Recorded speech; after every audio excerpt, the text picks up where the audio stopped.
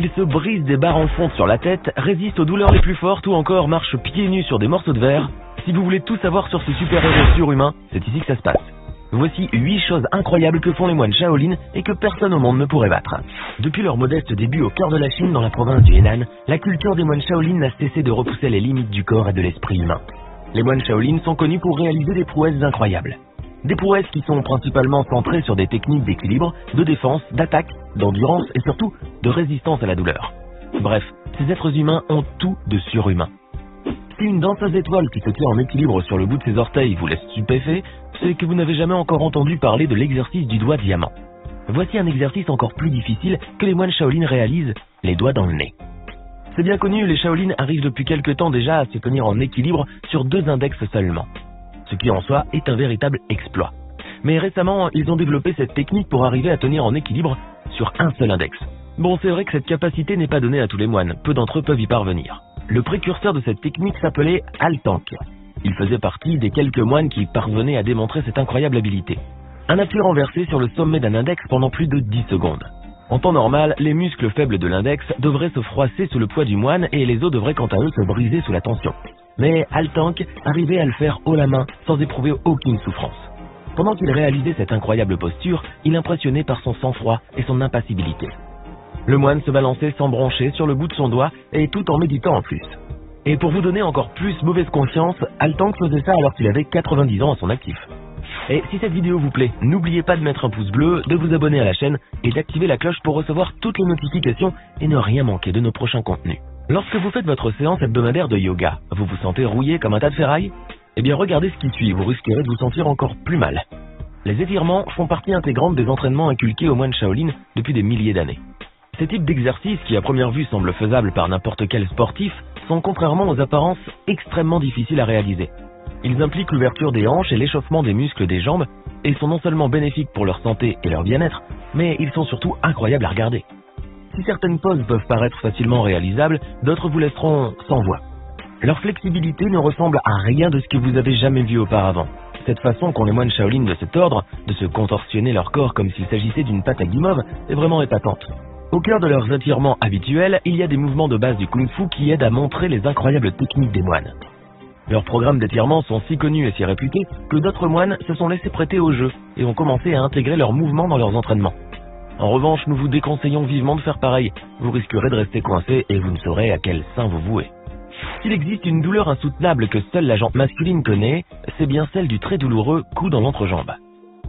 Tous les hommes, sans exception, qu'ils soient chétifs ou très costauds, ont ressenti cette douleur intense qui envahit le dos et le ventre. Parfois, si le coup est intense, les glandes riches en vaisseaux sanguins et en nerfs sont endommagées. La victime nécessite alors des soins d'urgence. En revanche, comme les moines ne ressemblent pas au commun des mortels, cette douleur est pour eux très supportable, pour ne pas dire inexistante. Vous seriez impressionné de voir un moine totalement imperturbable à la réception d'un coup dans ses parties intimes, quelle que soit son intensité. Dans l'art du kung-fu, cette pratique a un nom, on appelle cela l'entrejambe de fer. Cette pratique consiste à renforcer pour protéger les organes génitaux masculins pour limiter les risques de blessures lors des combats. La technique consiste à remonter les testicules vers le haut afin qu'ils soient bien protégés. Cela nécessite une formation initiale dès le plus jeune âge, en commençant toujours par une méditation intense. Ensuite, la formation passe à des méthodes plus rudes. Ils doivent apprendre à supporter les coups de rouleau à pâtisserie, des coups de poing, des coups de pied et même des coups d'arme directement dans les parties intimes. Les plus chevronnés d'entre eux attachent même des cordes autour de leurs testicules pour ensuite tirer des poids lourds sur de longues distances, afin de pousser leurs limites encore plus loin. Au Laos, alors qu'un groupe de grimpeurs peinait à escalader une montagne aux côtés escarpés, un moine passa tranquillement devant eux. Il escalada la paroi rocheuse pieds nus et sur la pointe des orteils avec toute la facilité du monde. Les grimpeurs sous le choc et stupéfaits ont eu beaucoup de mal à réaliser ce qui se passait sous leurs yeux. Le moine escaladait la paroi comme s'il s'agissait de simples escaliers pendant qu'eux avaient beaucoup de mal à s'en sortir, même avec tout l'équipement d'escalade dont ils disposaient. L'une des principales caractéristiques des moines Shaolin, et c'est sans doute la plus surprenante de toutes, est cette incroyable capacité à supporter n'importe quelle douleur. Chez un être humain lambda, la douleur permet à l'organisme de réagir rapidement afin de se protéger contre des événements qui pourraient l'endommager ou le mettre en danger. Pour les moines Shaolin, c'est une toute autre histoire. Chez eux, la douleur est un concept très abstrait, et pour cause, on leur apprend dès leur début à apprivoiser la douleur jusqu'à arriver à ne plus la ressentir. Et leur secret est la méditation. Les moines Shaolin donnent la nette impression de ne pas ou très peu ressentir la douleur. Ils cassent des briques sur leur tête, touchent des objets brûlants, se maintiennent en position horizontale sur une pointe placée au niveau du ventre, tout cela sans éprouver la moindre sensation désagréable. Si leur extraordinaire capacité à se libérer de la douleur demeure un peu mystérieuse, certains scientifiques admettent néanmoins que la pratique de la méditation pourrait diminuer les sensations de douleur. D'ailleurs, plusieurs études scientifiques ont pu démontrer l'efficacité de la méditation sur le ralentissement du rythme cardiaque ou du relâchement des muscles et plus récemment sur une diminution des signaux nerveux de la douleur dans le cerveau par la méditation. Alors, associé à plusieurs autres capacités, à savoir la rapidité, la musculature développée ou encore la flexibilité, on vous laisse imaginer les choses impressionnantes qu'ils sont capables de réaliser. Par exemple, en Thaïlande, un moine bouddhiste a été filmé en train de méditer dans une gigantesque marmite d'huile bouillante, tout en restant placide. Sa seule protection était une couche d'herbe étalée au fond du récipient pour éviter un contact direct avec ce dernier. Nous savons tous que l'immortalité n'existe pas chez les êtres humains, mais la question à se poser est la suivante. Les moines Shaolin sont-ils des êtres humains normaux? Celui-ci va définitivement vous paralyser de cette stupéfaction. Regardez ce moine. Me croiriez-vous si je vous disais qu'il est actuellement décédé? Cela vous glace le sang? C'est normal, vous êtes humain. En revanche, lui, on ne sait pas s'il l'est ou pas. Le moine bouddhiste Dashi Doryu est officiellement décédé il y a 93 ans en Bouriatie, une région de Sibérie. En 1927, avant de décéder, le moine bouddhiste a réuni ses disciples, les a invités à prier pour lui, a ensuite pris la posture du lotus, puis a commencé à méditer. Avant d'émettre son dernier souffle, le moine a demandé à être exhumé 30 ans après sa mort. Conformément à ses dernières volontés, ses disciples l'ont mis dans une boîte en pain tout en conservant la même posture, l'ont rempli de sel et l'ont enterré dans un cimetière. Lorsque son corps a été exhumé 28 ans plus tard, et non 30 comme il avait exigé, il a été soumis à des analyses. Quelle n'a pas été leur surprise quand ils ont constaté que les articulations du moine paraissaient mobiles, sa peau élastique, et qu'une chaleur semblait émaner de sa poitrine. Plus surprenant encore, le corps était toujours intact. En effet, le corps de Dashi Doryu n'a mystérieusement pas entamé le processus naturel de décomposition. Un expert médico-légal, à qui on avait confié l'analyse de la dépouille, a confirmé que sa tête ressemblait à celle d'une personne vivante. Ses organes intérieurs étaient normaux et ses yeux pleins de vie. La directrice de l'Institut Pandito Kambolama Itigilov a quant à elle confié qu'il pensait au début qu'il s'agissait d'une blague des bouddhistes bourriates. Toutefois, rien n'a permis aux experts de déclarer le moine toujours vivant. En effet, l'analyse de sa peau a révélé une forte teneur en brome, 40 fois supérieure à la normale, tandis que sa température corporelle était en dessous des 20 degrés, ce qui est une preuve irréfutable de décès. En revanche, les moines et tous les fidèles qui partent en pèlerinage sur sa tombe affirment que le moine est toujours vivant. Pour eux, ce dernier a continué à prendre du poids, et que l'humidité qui se dégage de son corps ne fait que conforter la thèse de sa vie. Le moine serait selon eux simplement plongé dans un état de méditation tellement profonde qu'on le croirait mort. À ce phénomène incroyable, les scientifiques ont tout de même trouvé une explication plausible.